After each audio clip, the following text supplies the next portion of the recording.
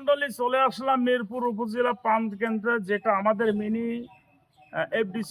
FDC বলা হয়। আমরা সেই জায়গায় চলে আসছি। আমাদের ছোট্ট সোনামণি কিশোর এবং দেখতে পাচ্ছেন এরা সব শুটিংয়ে উপস্থাপনা হয়েছে, এদের নিয়ে শুটিং হবে আজকে আপনাদের সামনে। ভালো ভালো মানের সুন্দর সুন্দর শট দেওয়া হবে। আর অতিরিক্ত গরম পড়ছে, দর্শক আমি জামা খুলি গামছা গায়ে দিয়েছি, লুঙ্গি পরে আসছে। আমি এখনো ড্রেস পরিনি, অবশ্যই ড্রেস করবো। শুরু করবো ইনশাল্লাহ। ভালো ভালো চেষ্টা করবো আপনাদের সামনে ভিডিওগুলো দেবার জন্য। আর আমাদের দর্শকের পরিচয় আপনারা নিজের মুখে, আপনারা তার মুখের থেকে শুনতে পারবেন। আপনাদের একে একে নামটা বলবে, আপনারা সেই নামটা শুনবেন। এই তোমার নাম বলো। শান্ত। শান্ত। সুপ্রিয় দর্শক মন্ডলী, আমাদের শান্ত পাশে আছে। তোমার নাম কি? মাহমুদ শেখ। মাহমুদ শেখ। মাহমুদ শেখ উনি একজন প্রতিবন্ধী। আমাদের সাথে শখ করে উনি শুটিং করতে আসছে। আমরা তাকে নেওয়ার জন্য প্রস্তুত, কারণ ভালো মানুষ তো সবাই শুটিং করতে চায়, সবারই তো শখ শান্তি বা আহ্লাদ আছে। আমরা তাকে সেটা নিয়ে পূরণ করব, আপনারা দেখবেন। পাশে নাম বলো। সাজিম। সাজিম কি? মোহাম্মদ সাজিম ইসলাম। মোহাম্মদ সাজিম ইসলাম। তারপরে মোহাম্মদ সিফাত ইসলাম।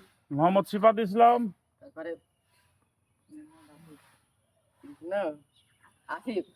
মোহাম্মদ আসিফ। হ্যাঁ, তোমার কি নাম? মেহেদি হাসান আসিফ।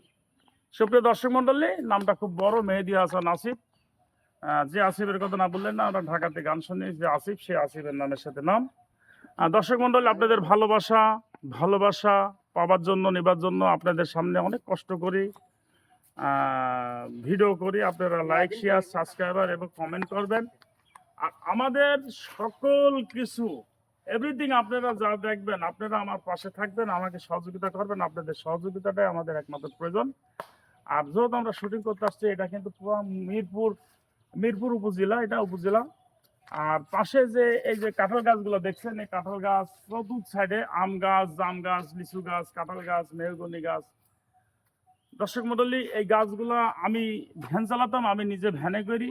এই গাছগুলা একসময় লাগানো হয়েছিল, আমি সেই সময় ভ্যানে করে গাছগুলা লাগানোর ব্যবস্থা করেছিলাম।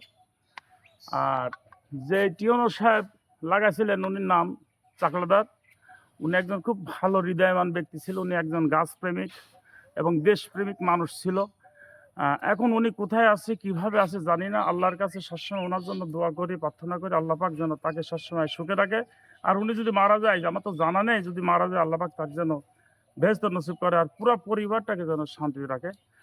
আমিন আমিন ও আমিন, রহমতুল্লাহি বরকাত। আপনারা সবাই ভালো থাকবেন, সুস্থ থাকবেন। আসসালামু আলাইকুম।